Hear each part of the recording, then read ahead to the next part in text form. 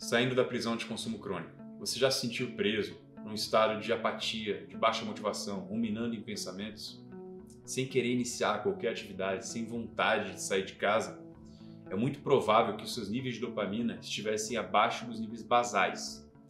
Eu vou ilustrar aqui, para você entender melhor, um exemplo extremo, o caso de dependentes químicos, por exemplo, de cocaína.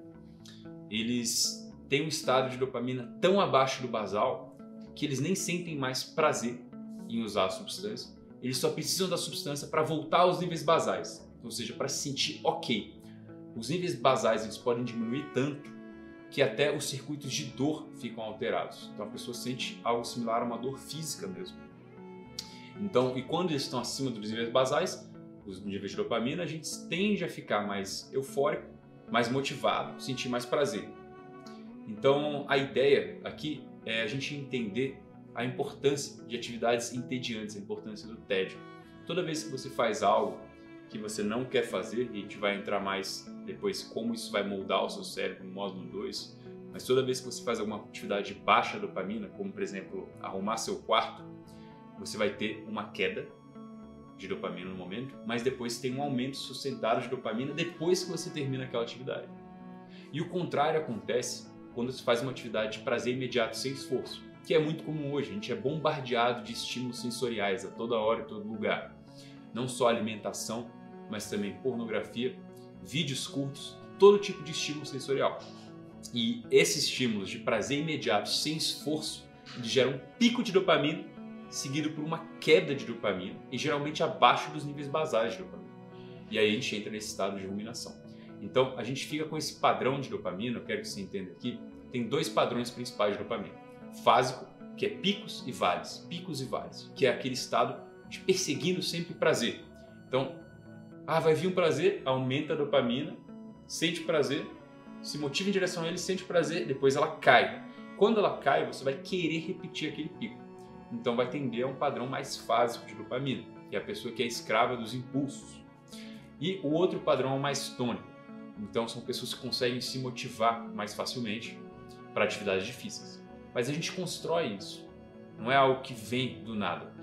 E esse padrão tônico ele está envolvido em fazer atividades de baixa dopamina, e a gente vai entrar no módulo 2 como isso vai moldar o seu cérebro também, uma região do seu cérebro. Mas a ideia para você ter mais tônus de dopamina é fazer atividades de baixa dopamina que vão te dar mais tônus de dopamina e mais motivação para você conseguir iniciar atividades difíceis.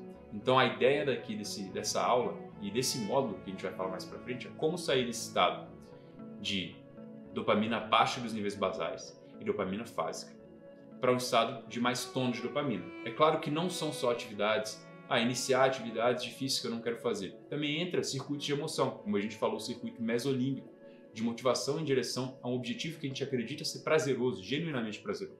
A aula 2 era mais ou menos isso. Entender que toda vez que a gente faz uma atividade de prazer imediato sem esforço, a dopamina aumenta e depois diminui. E toda vez que a gente faz uma atividade, como por exemplo, tem uma comparação muito interessante.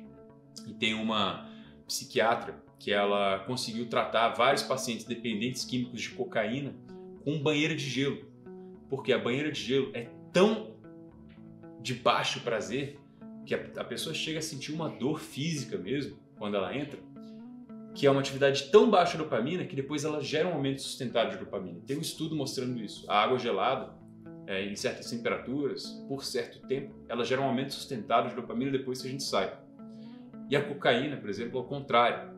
Ou o açúcar, que não é igual a cocaína, lógico, mas em um grau menor, também faz isso. Então é uma atividade que vai gerar um pico de dopamina, um prazer tão grande, mas sem esforço e imediato, que depois gera uma queda de dopamina e afeta o nosso nível de motivação. Então a ideia é não subestimar a dopamina, não brincar com ela. Então vamos para a aula seguinte começar a construir o tônus de dopamina e sair desse estado de dopamina abaixo do basal.